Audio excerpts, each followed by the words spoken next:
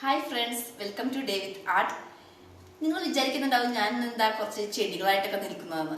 ഇതങ്ങനെ സാധാരണ ചെടികളല്ല, കുറേ ഔഷധ ഗുണങ്ങളുള്ള കുറച്ച് ചെടികളാണിത്. ഈ ചെടികളെ പരിചയപ്പെടുത്താൻ വേണ്ടിയാണ് ഞാൻ നിങ്ങളുടെ മുമ്പിൽ എത്തിയിരിക്കുന്നത്.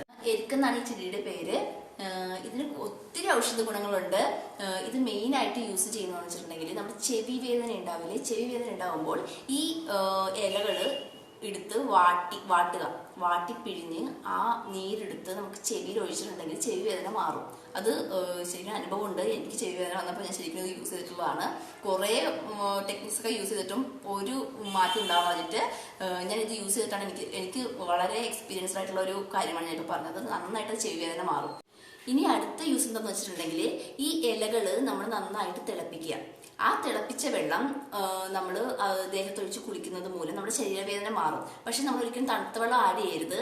ഈ ഇലകൾ ഇട്ടതിന് ശേഷം നന്നായിട്ട് തിളപ്പിച്ച് ആ വെള്ളം ചൂടാറാൻ വെക്കുക. അതിനുശേഷം ആ ആറിയ വെള്ളം നമ്മൾ ദേഹത്തൊഴിക്കുന്നതിനോടൊപ്പം തന്നെ ആ ഇലകൾ ഉണ്ടാവുമല്ലോ, ഈ തിളച്ച വെള്ളത്തിലുള്ള ഇലകൾ, അതുപോലെ തന്നെ നമ്മുടെ ശരീരത്തിലെ ഏത് ഭാഗത്താണോ വേദന ആ ഭാഗത്ത് ഇങ്ങനെ അമർത്തുക.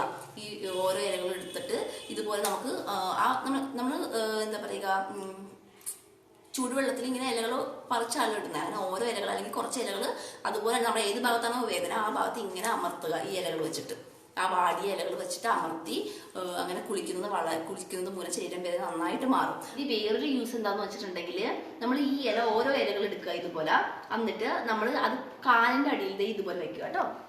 ഇങ്ങനെ വെക്കുക, കാലിനടിയിൽ ഇങ്ങനെയോ എങ്ങനെ മറിച്ചോ തിരിച്ചോ അത് കുഴപ്പമില്ല. ഇതുപോലെ വെച്ചിട്ട് നമ്മളൊരു സോക്സ് അതിനകത്ത് ഇട്ട് കൊടുക്കുക. അങ്ങനെ ചെയ്യുന്നത് മൂലം ഈ ഡയബറ്റീസ് കുറയുമെന്നാണ് പറയപ്പെടുന്നത്. അത് ന്യൂസിലൊക്കെ വന്നിട്ടുണ്ട്. ആ ഒരു മീൻസ് ഞാൻ ഏതൊരു ന്യൂസിലൊക്കെ വായിച്ചിട്ടുള്ളതാണ് ഈ ഒരു കാര്യം കേട്ടോ. ഇനി നിങ്ങൾ ഇതിന്റെ പേര് ഒന്നുകൂടി പറയാം. എരിക്കെന്നാണ് ഈ ഇലയുടെ പേര് കേട്ടോ. ഇത് ഇങ്ങനെയാണ് ഇത് ഇരിക്കുന്നത്.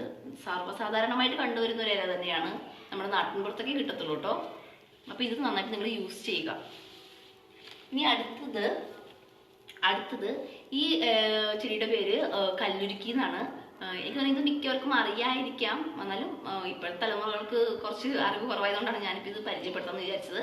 കല്ലുരുക്കി ഇതെന്താണെന്ന് വെച്ചിട്ടുണ്ടെങ്കിൽ, നമ്മുടെ ഈ കിഡ്നി സ്റ്റോൺ, മൂത്രക്കല്ലൊക്കെ വരുമ്പോൾ നമുക്ക് വളരെ യൂസ്ഫുള്ളാണ്. അത് നന്നായിട്ട് ആ കല്ലൊക്കെ അലിയിച്ച് കളയാൻ പറ്റിയ ഒരു സസ്യമാണിത്.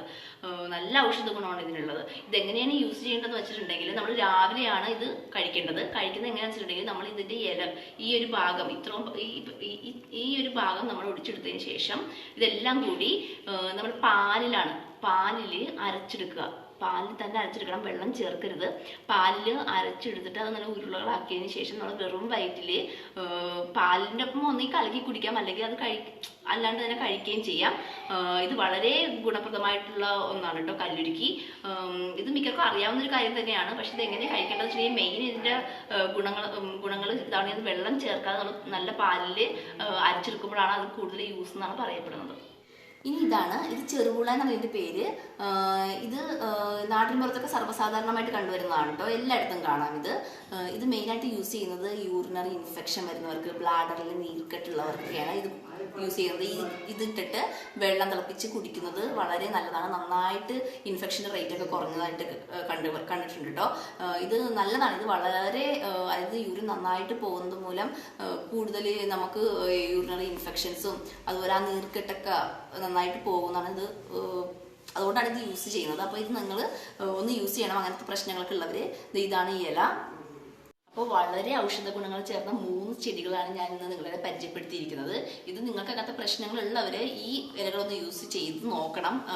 കാരണം അത്രയ്ക്ക് റിസൾട്ട് ഉള്ളതുകൊണ്ടാണ് ഞാൻ ഇന്ന് ഇത് പരിചയപ്പെടുത്താമെന്ന് വിചാരിച്ചത്. കാരണം ഇന്നലെ ഞാൻ ഇട്ട വീഡിയോയ്ക്ക് നല്ല കമൻറ്റ് വന്നു. എല്ലാവരും എന്നെ വിളിച്ചൊക്കെ പറയുകയും ചെയ്തു, മീൻസ് നല്ലതായിരുന്നു എന്നൊക്കെ. അപ്പോൾ അതുകൊണ്ടാണ് ഞാൻ ഇന്ന് ഇതും കൂടി നിങ്ങളുടെ മുമ്പിൽ പരിചയപ്പെടുത്താമെന്ന് വിചാരിച്ച് കൊണ്ടുവന്നത്. അപ്പോൾ ഇന്നത്തെ വീഡിയോയും നല്ല യൂസ്ഫുൾ ആയിട്ടുള്ളൊരു വീഡിയോ ആയിട്ട് തന്നെയാണ് എനിക്ക് തോന്നുന്നത്. എല്ലാവരും വീഡിയോ കണ്ട് കമൻറ്റ് പറയണം. അപ്പോൾ ഇനി നല്ലൊരു വീഡിയോ എടുത്തുന്നവരേക്കും ബൈ, ടേക്ക് കെയർ.